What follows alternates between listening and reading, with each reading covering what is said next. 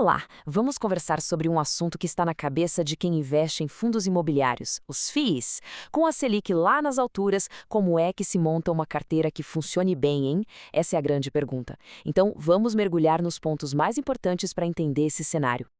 E para começar a entender o que está rolando, a gente precisa olhar para os fatos, né? E olha, o mercado de FIIs está longe de estar parado. Muito pelo contrário, está super agitado, com muita coisa acontecendo, desde ajustes importantes até negociações gigantescas. Olha só um exemplo disso. De um lado, a gente vê uma gestão de risco bem ativa. O fundo CAC R11, por exemplo, teve que reprecificar uma parte dos seus CRIs, os certificados de recebíveis imobiliários, porque percebeu que a qualidade de crédito ali tinha piorado. Isso é um sinal claríssimo de que os gestores estão de olho e fazendo os ajustes necessários. Mas, ao mesmo tempo, o mercado mostra uma força incrível do outro lado. Dá uma olhada nisso. O BTLG11, que é um gigante da área de logística, simplesmente fechou a compra dos ativos do SARI 11. E a gente está falando de quase R$ 500 milhões. Quer dizer, enquanto alguns estão ajustando o risco, outros estão com tudo na expansão. Agora, é importante entender que esses movimentos todos não acontecem do nada, certo? Eles são um reflexo direto do nosso cenário macroeconômico que, vamos combinar, está bem desafiador, para dizer o mínimo, e cheio de contradições, viu? E qual é a peça central desse quebra-cabeça todo? A taxa Selic, claro. Num patamar tão alto, a renda fixa vira uma concorrente de peso. E que concorrente, hein? Para os FIIs. Ela acaba atraindo um capital que talvez, em outro momento, viria para cá, para o mercado imobiliário. E aí, para deixar o cenário ainda mais complexo, aparece um dado que parece ir na contramão: a deflação. Pois é, o IPCA, que é o nosso principal índice de inflação, ficou negativo em agosto. E isso mexe diretamente no bolso de quem investe num tipo bem específico de fundo imobiliário. É aqui que a coisa aperta. Fica bem clara a grande tensão para quem investe. Pensa só. De um lado, a Selic nas alturas faz a renda fixa brilhar, puxando o dinheiro para lá. Do outro, a gente tem a deflação, que, mesmo sendo pontual, pressiona para baixo os dividendos dos famosos fundos de papel, que são super ligados à inflação.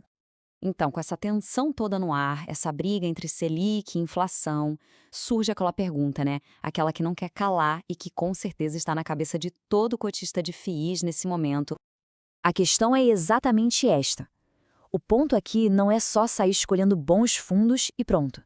A grande sacada é entender qual é a melhor estratégia, o melhor jeito de montar a carteira para este momento tão particular que a gente está vivendo. E essa estratégia toda passa, invariavelmente, por uma decisão fundamental: o famoso dilema papel versus tijolo. Qual é o peso ideal de cada um na carteira? Para responder isso, primeiro a gente precisa entender bem a diferença entre eles. Vamos começar com os fundos de papel. O que são eles? Bom, eles não compram imóveis físicos, tá? Eles investem em títulos de dívida do setor, os CRIs. É por isso que os rendimentos deles geralmente estão amarrados à inflação, o que faz com que sejam super sensíveis a qualquer sobe e desce do IPCA. Agora, os fundos de tijolo, esses são mais fáceis de visualizar. Eles são donos dos imóveis de verdade mesmo. Pense em shoppings, galpões logísticos, prédios de escritórios. A grana deles vem basicamente dos aluguéis e, claro, daquela valorização que o imóvel pode ter com o tempo. E é aqui que a diferença estratégica fica gritante. Os fundos de papel sentem o baque da deflação quase que na hora, direto nos dividendos. Já os de tijolo, como eles vivem de aluguéis com contratos que geralmente são longos, acabam tendo uma receita bem mais estável, mais previsível e ficam mais protegidos dessa volatilidade da inflação no curto prazo. Então, fica bem claro que a resposta não é um simples escolha papel ou escolha tijolo, né? O grande segredo para navegar nesse mar agitado é encontrar o equilíbrio, o balanço estratégico ideal para a carteira. Portanto, para montar uma boa estratégia, é preciso colocar tudo isso na balança. Tem que pesar o cenário de Selic contra IPCA, tem que analisar a fundo a qualidade do crédito dos ativos, lembra do caso do CAC-11 que a gente falou? E, óbvio, encontrar aquele balanço perfeito entre papel e tijolo.